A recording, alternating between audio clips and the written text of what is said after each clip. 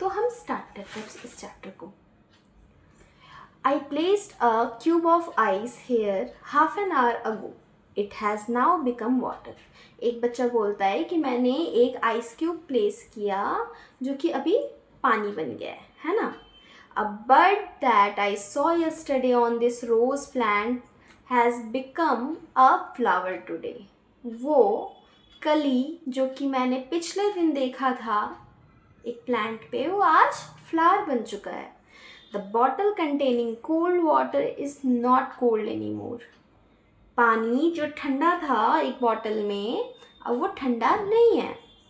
Yesterday I saw some brown spots on a banana, but today it has more brown spots and a strong smell. कल को जो मैंने एक केला देखा था जिसमें कुछ थोड़े बहुत ब्राउन स्पॉट्स थे, आज जब मैं उसको देखता हूँ तो उसमें बहुत सारे ब्राउन स्पॉट्स हैं और उसका स्मेल बदल गया है, बहुत स्ट्रॉन्ग हो गया है वो। These students are describing some changes. What kind of changes are they talking about? ये जो बच्चे हैं जो कि आप बुक पे देख रहे हो, ये बच्चे किसी चेंज के बारे में बात करें, चाहे वो स्मेल का हो, चाहे वो शेप का हो, चाहे वो कलर का हो, चाहे वो स्टेट का हो, यानी वाटर से लिक्विड से सॉलिड या सॉलिड से लिक्विड या गैस। तो ये सारे किसी ना किसी चेंज के बारे में बात कर रहे हैं। तो कैसे चेंजेस के बारे में ये बात कर रहे हैं, चलो। You might have observed various changes happening around you. तुम अपने जीवन में अभी तक अपने आसपास बहुत सारे चेंजेस होते हुए देखे होंगे, राइट? जैसे कि तुम टेम्परेचर का चेंज देखते हो कि पंखा ऑन रहने से थोड़ा ठंडा ठंडा लगता है, लेकिन पंखा ऑफ होते ही गर्मी लगने लग जाता है। तुमने हो सकता है वो चेंज देखा हो कि कहीं पे पानी गिरा हुआ है और थोड़े देर बाद वहाँ पे पानी नहीं है, वो सूख चुका है वो जगह। तुमने ये देखा होगा कि कोई गीला मिट्टी से तुमने कुछ बनाया और उसका शेप चेंज हो गया तुम्हारे बनाने पर, लेकिन वो है मिट्टी ही। तुमने और भी चेंजेस ऐसे देखे होंगे, दूध का उबलना, या फिर तुम्हारा खाना का पकना, या तुम्हारा लाइट का कैंडल का, मोम को जलाना, मोमबत्ती का साइज़ छोटा होना, पेंसिल का साइज़ छोटा होना, है ना। तो ये बहुत सारे चेंजेस हम अपने अराउंड देखते हैं। तो some of them are listed in table 5.1. You may notice that something is changing in each case. अब तुम अगर ये टेबल देखते हो 5.1 तो तुम्हें पता चलता है कि कुछ ना कुछ हर केस में बदल रहा है। Take a moment to reflect on the changes in each case. Record your observation. अब क्या करो, तुम एक मोमेंट लो और मतलब कुछ वक्त लो और रिफ्लेक्ट करो कि क्या चेंज हो रहा है। यहाँ पे जितने 10 से 11 चीज़ें दी गई हैं, चेंजेस दिए गए हैं, उसमें ऑब्जर्व करो कि क्या बदल रहा है। जैसे फॉर एग्जांपल मैं एक बता देती हूँ, मेल्टिंग आइस क्यूब। अब मेल्टिंग आइस क्यूब चेंज हो रहा है, एक आइस क्यूब मेल्ट हो रहा है, ठीक है। इसमें तुम क्या ऑब्जर्व करते हो, तो तुम इसमें ऑब्जर्व करते हो कि एक सॉलिड आइस क्यूब, यानी वो चीज़ जिसे हम उठा सकते हैं जो एक शेप में है, वो अब लिक्विड में बदलता जा रहा है, पानी में बदलता जा रहा है। तो ये ऑब्जर्वेशन है, राइट। अब इसी तरह से chopping vegetables, boiling water, making popcorn from corn, ये सारे का आप लिखो, okay. You might have noticed that these changes could be in the size, shape, smell and other properties of the substance or object.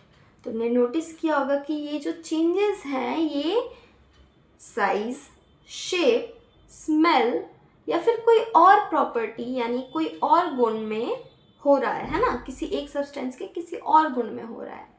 आगे, can you think of some other changes that happen in your surroundings? क्या तुम कुछ और changes के बारे में सोच सकते हो जो तुम्हारे आसपास हो रहा है? तो इट्स योर टास्क कि आप कम से कम 5 से 10 ऐसे चेंजेस लिख के मुझे भेजोगे जो कि आपके सराउंडिंग में हो रहा है और जो इसमें लिस्टेड नहीं है, जो इसमें लिखा हुआ नहीं है। We observe the changes occurring around us with the help of our sense of sight, smell, touch, hearing and taste. हम जो ये चेंज ऑब्जर्व करते हैं, चाहे वो फिजिकल हो या केमिकल हो, हम ये जो चेंज ऑब्जर्व करते हैं ये साइट यानी आँखों से देखकर, स्मेल सूंघकर, टच छूकर, हियरिंग सुनकर या टेस्ट करके पता करते हैं कि कुछ चेंज हुआ है ना। हम इन सेंसेस का यूज़ करते हैं किसी चेंज के बारे में पता लगाने के लिए। अ सब्सटेंस में change in appearance but remain the same. एक सब्सटेंस अपने अपीयरेंस में बदल कर भी सेम रह सकता है। अभी हम उस पर बात करेंगे, ठीक है। अब यहाँ पे 3 ऐसे एग्जाम्पल्स दिए गए हैं। पहला एग्जाम्पल क्या है, creating some objects with paper. अब हम क्या कर रहे हैं, कुछ ओरिगामीज बना रहे हैं, है ना। तो कुछ शीट हमने लिया, उनको फोल्ड किया और हमने ओरिगामीज बनाया और उसके बाद फिर हमने क्या किया, उसको वापस से खोला। तो आप बताओ कि आपको क्या दिख रहा है इसमें, क्या आपको कोई चेंज दिख रहा है या नहीं दिख रहा है और कैसा चेंज दिख रहा है, ठीक है, खोलने के बाद। दूसरा, playing with a balloon. Take a balloon and inflate it. एक बलून लो और उसको फुला लो। इन्फ्लेट करना मतलब फुलाना। Now loosen your grip and let the air escape out. और अब क्या करो, उसको पचका दो, उसको मतलब हवा निकलने दो, उसको पचकने दो। Do you get the uninflated balloon back. क्या तुम्हें वापस से वो पचका हुआ बलून मिल जाता है। Take another balloon, inflate it and grip the opening tightly. Now prick it with a pin. अब एक और बलून लो और उसको वापस से फुलाओ, उसको फुलाओ। मेरे मुंह में कुछ है।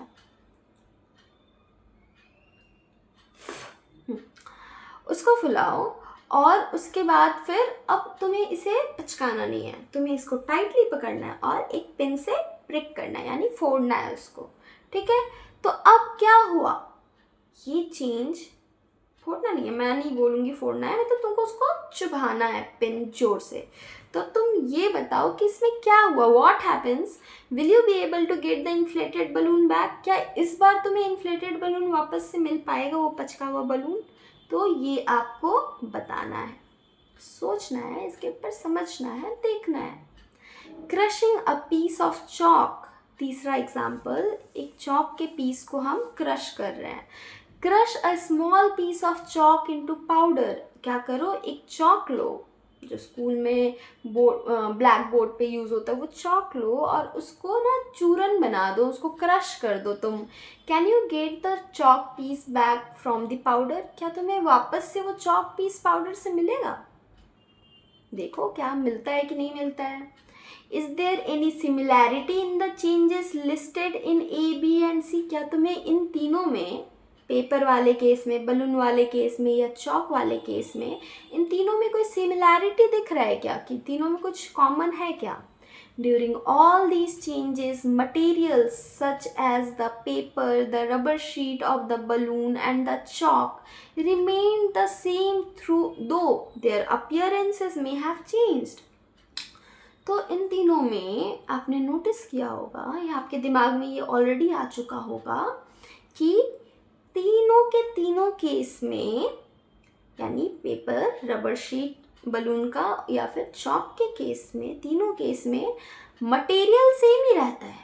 पेपर अभी भी पेपर है, चॉक अभी भी पाउडर फॉर्म में लेकिन चॉक है, और बलून अभी भी बलून है, उसका वो रबड़ वैसा ही रबड़ है ना, वो सेम है, बट उसका शेप, साइज या अपीयरेंस बदल चुका है ना। You may also recall from class 6 science text book curiosity water can exist in different states. तुम क्लास 6 में पढ़े होगे कि पानी जो है वो अपना स्टेट बदलता है। स्टेट बदलना मतलब गैस से लिक्विड, लिक्विड से सॉलिड, सॉलिड से गैस, सॉलिड से लिक्विड, लिक्विड से गैस। ये जो स्टेट है 3, सॉलिड, लिक्विड और गैस, इसमें बदलता रहता है और तीनों में एग्जिस्ट कर सकता है पानी, ठीक है। can change from one state to another. In all these cases, although we observe a change in the appearance, no new substance is formed. इन तीनों केसेस में तुमने ऑब्जर्व किया होगा ऑब्वियसली कि सब्सटेंस नहीं बदल रहा. क्या बदल रहा है सर? क्या बदल रहा है? उसका अपीयरेंस, वो दिख कैसा है वो बदल रहा है. Such changes in which only physical properties like shape, size and state of substance changes are called physical changes.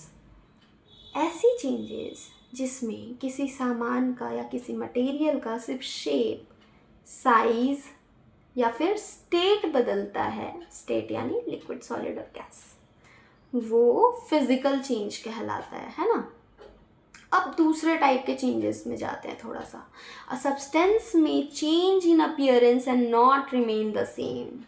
अब हम देखते हैं ऐसे सब्सटेंसेस को जो कि अपीयरेंस में भी बदल जाते हैं, यानी वो कैसा दिख रहा है वो भी बदल जाता है और सेम रहे भी ना, वो सब्सटेंस ही बदल जाए. ठीक है.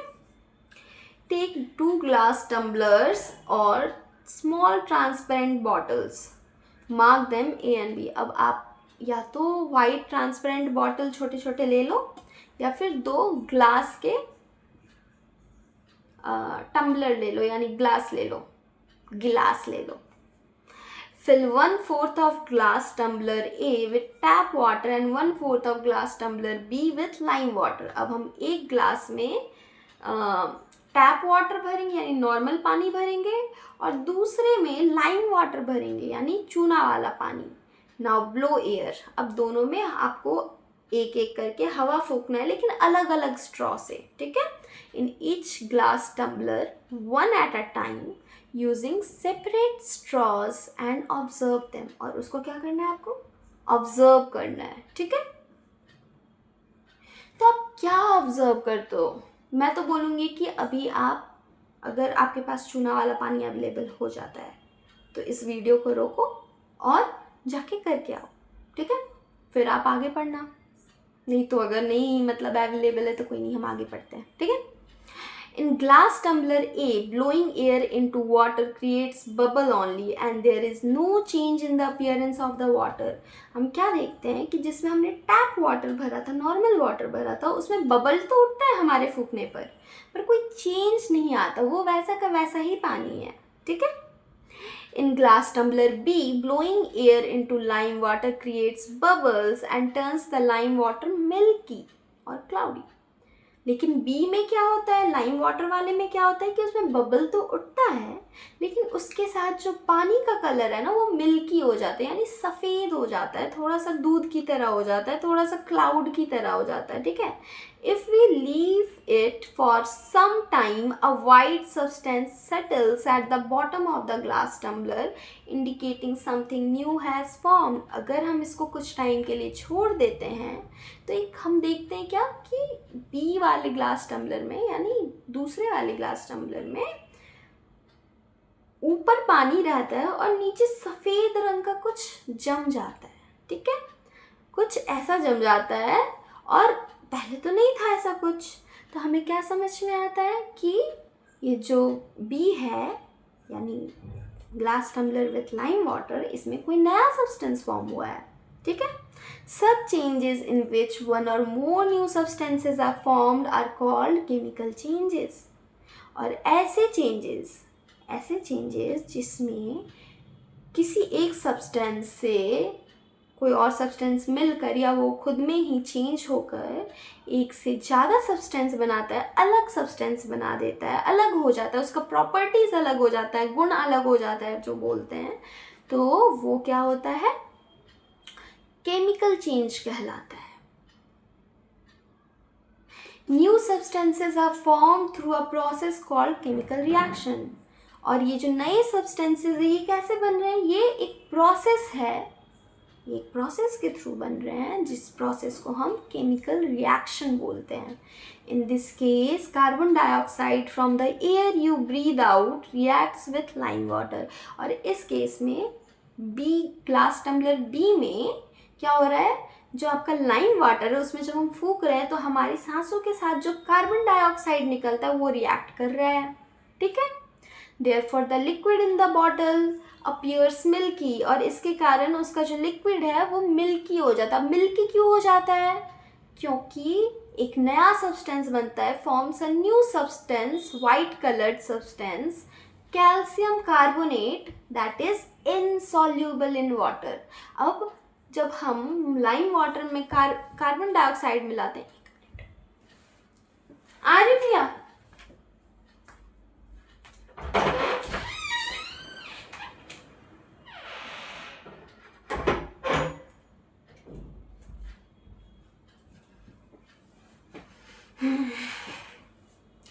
जब हम